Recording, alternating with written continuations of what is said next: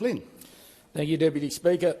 This motion attempts to pat the Labor government on the back with spin, but I wish to use my time to explain how this Labor government decisions are hurting rural and regional Australia.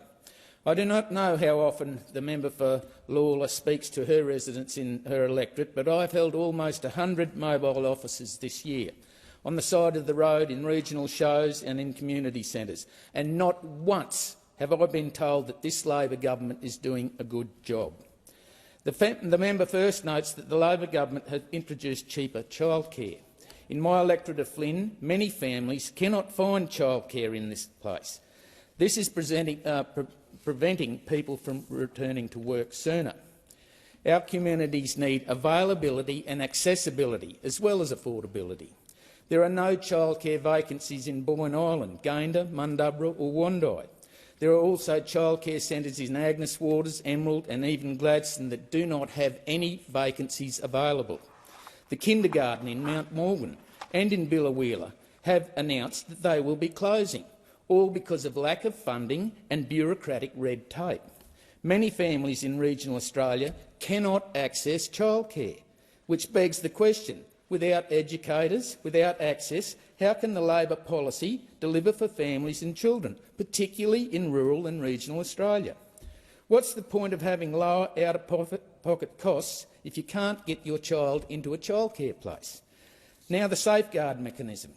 It has been reported that Rio Tinto has slashed $1.2 billion from the value of its Australian aluminium assets on the back of the federal government's safeguard mechanism, writing off the value of its Yarwun alumina refinery completely due to the need to buy carbon offsets for this asset and the unavailability of these offsets. Rio has also slashed $227 million from the value of its shares in QAL.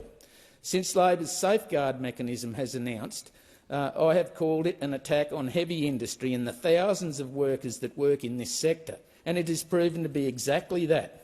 While Labor claims to be a friend of the working man and the woman, they are happy to shut down these industries that employ them. You simply cannot trust the Labor government with your job.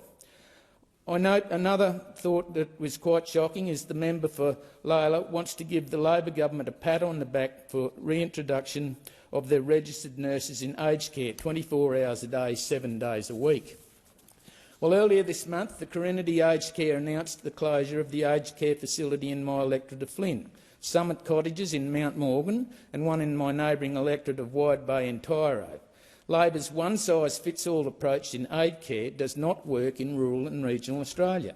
Analysis shows that an additional 4 full-time registered nurses and 6.5 full-time personal care workers are required to have sustainable long-term workforce at Summit Cottages. Despite ongoing efforts, Corinity has been unable to recruit sufficient staff to fill these vacancies. The Labor government has failed older Australians by forcing this requirement on providers they know they cannot meet. As the aged care sector deals with the immense stress of trying to fulfil this requirement when the workforce is just simply not there. We know that the facilities have already had to close and many more are considering this option, forcing older Australians out of their homes. It's extremely worrying that the Albanese government is now forcing aged care providers to assume the legal risk if they do not have registered nurse on site 24/7. This is now a requirement by the law, and during these difficult conditions. It's absolutely appalling. Deputy Speaker, I could go on all day about Labor's destructive policies, including the 60-day dispensing, 82% in renewable energy target by 2030, the truckie tax, cutting additional mental health support and desperate dodgy deals with the Greens. On broken promises, such as to have urgent care clinics up and running in Rockhampton and Bundaberg by July 1, 2023, or to have 24/7 nurses in every aged care facility by July 1, 2023. Deputy Speaker, I wish to conclude and urge the members opposite to stop patting yourself on the back for something that the Labor government has supposed to have done and it clearly has not, particularly in rural and regional Australia. Get out and speak to these people in rural Australia.